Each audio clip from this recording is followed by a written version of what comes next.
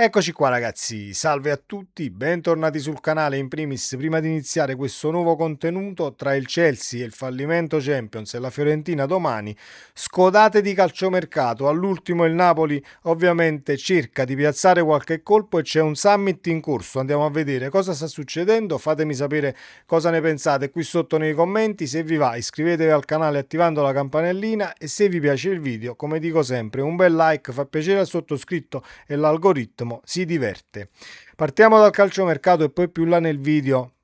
esprimo anche un piccolo pensiero su ciò che è stata questa Champions League, perché non sono nemmeno intervenuto con un contenuto post. Detto questo, calciomercato Napoli, importanti novità in vista proprio in queste ore. Notizia delle 14, si sta tenendo un meeting in casa Napoli a cui hanno preso parte Aurelio De Laurentiis e Giovanni Manna. Secondo quanto raccolto da Calcio Napoli 24, poco fa il DS ha raggiunto l'hotel De Bonarti in corso Vittorio Emanuele a Napoli, dove il presidente si trovava già dalla mattinata. Facile immaginare che al centro delle discussioni ci sia proprio il calciomercato, con la scadenza del 2 febbraio sempre più vicina e il Napoli ancora a caccia di rinforzi per l'attacco.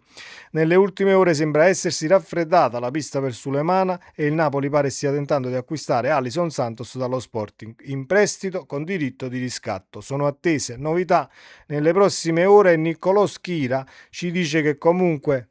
è fatta per quanto riguarda l'esterno dello Sporting, dal momento che l'Atalanta sta per cedere Lookman al Fenerbahce e che di conseguenza la Dea ha bloccato l'uscita di Sulemana. Il nome caldo per l'attacco è diventato Alison Santos. Secondo Niccolò Schira l'operazione sta proseguendo bene, ecco quanto scrive l'esperto su X. Alison Santos si avvicina al Napoli dallo Sporting Lisbona. Colloqui positivi oggi, l'Ala ha già concordato i termini personali per un contratto fino al 2031. Ricordiamo che Santos ovviamente 23 anni, noi abbiamo fatto già un contenuto e ne abbiamo già parlato dal punto di vista tecnico un tantino. Comunque calciatore che si esprime sulla fascia sinistra, ala sinistra a tutta fascia, di piede destro, e quindi che viene in mezzo al campo e usa comunque il suo piede forte per rientrare, quindi sul destro. È un calciatore che però, a differenza di Sulemana, che potrebbe ricoprire poi anche una situazione a destra, è stato anche schierato poche volte come punta centrale, presenze solamente a sinistra, quindi non ci aspettiamo che poi diciamo c'è un vuoto, dobbiamo colmare il vuoto sulla fascia destra, allora spostiamo Alison Santos sulla destra, Elmas a sinistra e cerchiamo sempre di trovare le pezze. Noi stiamo facendo mercato e cerchiamo di portare qualcosa in casa Napoli per, a livello numerico, avere dalla panchina chi riesce a far rifiatare, al di là che poi ti possa sbloccare una partita o meno per caratteristiche, poi vedremo e sarà il campo a dirci cosa e quando. Non è un calciatore che comunque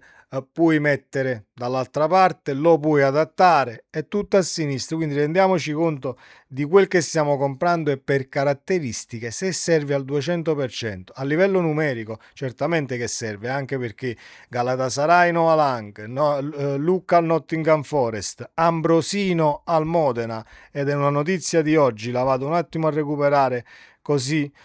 la leggiamo. Dopo un lungo tormentone cominciato dall'inizio di questo mercato, un accordo praticamente già fatto con il Venezia, ma poi saltato e proseguito con la querela del suo agente Giuffredi contro Conte, eccetera, eccetera, Ambrosino andrà al Modena in prestito secco, ce lo fa sapere Gianluca Di Marzio, esperto, eccetera, eccetera, di Sky. Quindi Ambrosino l'abbiamo mandato in prestito. Lucca l'hai tolto, Noah Lang te lo sei tolto, arriva solo Alison Santos. A livello numerico comunque siamo sotto a quelli che eravamo. Benissimo, il Napoli sta agendo così, io non sto qui a giudicare o ad entrare a gamba tesa su questa situazione di mercato, però serve qualcosina per poter far rifiatare chi sta giocando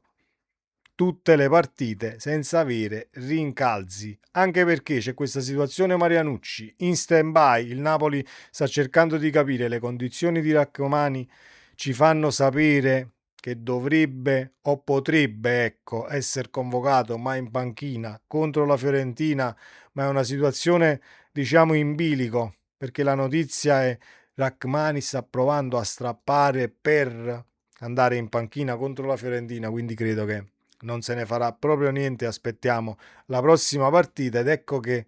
questo gioco rientra Rachmani o meno, quando rientra Rachmani e quindi c'è Marianucci tenuto un attimo in stand-by che non si sta allenando in gruppo, l'abbiamo già detto per la situazione col procuratore e Conte, eccetera, eccetera. Mi auguro che si stiano facendo le giuste valutazioni per quanto riguarda le caratteristiche tecniche di un calciatore che serve al Napoli, anche perché il contratto, a quanto ci ha detto Niccolò Schira, dovrebbe essere fino al 2031. Poi Alisson Santos su Transfermarkt ha un valore di mercato, il cartellino 4 milioni, prestito con diritto di riscatto, benissimo, però poi vorrò vederci chiaro a quanto sarà il riscatto di un calciatore che ha un cartellino comunque non, non tanto alto, 17 presenze con lo Sporting, un solo gol o un solo assist se non vado errato, comunque i numeri non sono incoraggianti, ma dei numeri ce ne possiamo anche un tantino fregare perché a livello numerico, e scusate il gioco di parole, serve gente che faccia rifiatare e mi sono ripetuto già per la terza volta. Quelli che stanno giocando tutte le partite per evitare che poi perdiamo anche quelli che entrano in campo, perché poi diciamo che più va avanti e più sfrutti e più sforzi, è normale che arriva il momento che devi tirare un attimo i remi in barca. Detto questo, e chi è arrivato ovviamente a questo punto del contenuto, vi dico anche la mia perché non sono intervenuto post partita dopo la disfatta Champions contro il Chelsea perché sto ancora recuperando le energie dal punto di vista emotivo e forse diciamo è una competizione che abbiamo abbandonato e giocato in maniera pessima dal punto di vista delle partite per come le affrontate gli avversari che poi hai affrontato, con i quali hai perso e pareggiato partite dove potevi tranquillamente vincere, però giustamente arrivi poi alla partita con il Chelsea dove sei super contato, non hai calciatori in panchina, devi fare una partita esagerata che il Napoli ha fatto anche per ben 60 minuti, poi è normale che devi decidere cosa fare. Devi decidere cosa fare se cercare di offendere ancora un tantino oppure ti chiudi lì dietro sperando che nessuna spizzata, nessuna palla sporca e niente nessuno possa passare ovviamente la linea dell'area di rigore e andare in porta per pareggiare il match. Non è successo ovviamente questo perché poi abbiamo preso il 2-2 e il Chelsea ha fatto anche il 3-2 e ce ne siamo andati a casa, ma non stiamo qui a dire è la partita col Chelsea, però che poi avevamo in pugno, potevamo gestire diversamente. Ah, nemmeno il Copenaghen, cioè il Napoli non doveva nemmeno arrivare al Copenaghen dovendo vincere per forza le ultime due. Avevi Sporting, avevi Benfica, avevi l'Eintracht,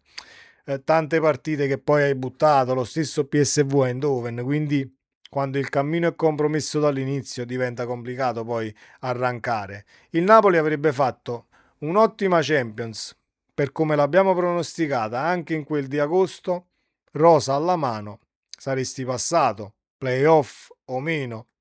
sicuramente non finivi trentesimo.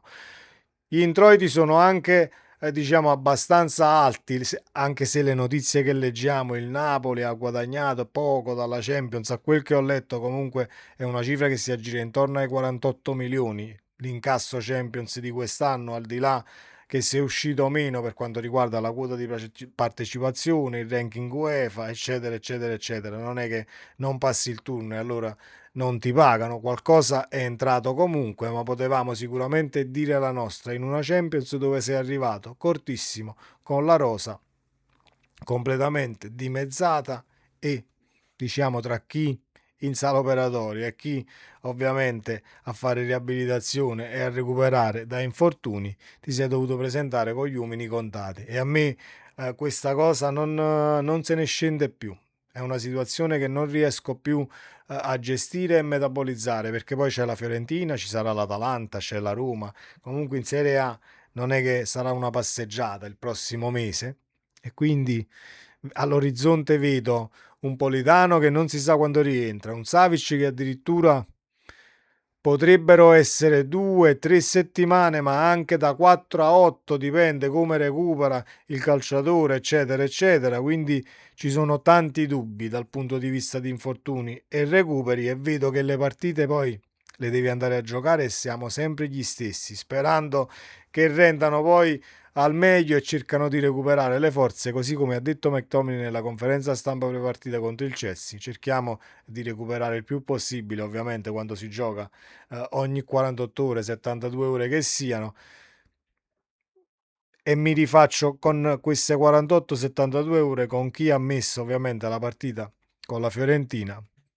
domani alle 18, piuttosto che poter giocare domenica quando giocano poi tutte le squadre che hanno militato nell'ultima giornata di Champions League, Juventus, Inter e la stessa Atalanta. Poi ho letto che dal punto di vista dei palinsesti e le partite da scegliere da Zone Sky fanno il palinsesto e diciamo la partita alle 12:30, quella alle 18, eccetera, eccetera, ma poi passa comunque per organi competenti per quanto riguarda il pallone, organi italiani competenti, ecco, per quanto riguarda il pallone, quindi qualcuno l'avrà messa questa partita alle 18. Ovviamente noi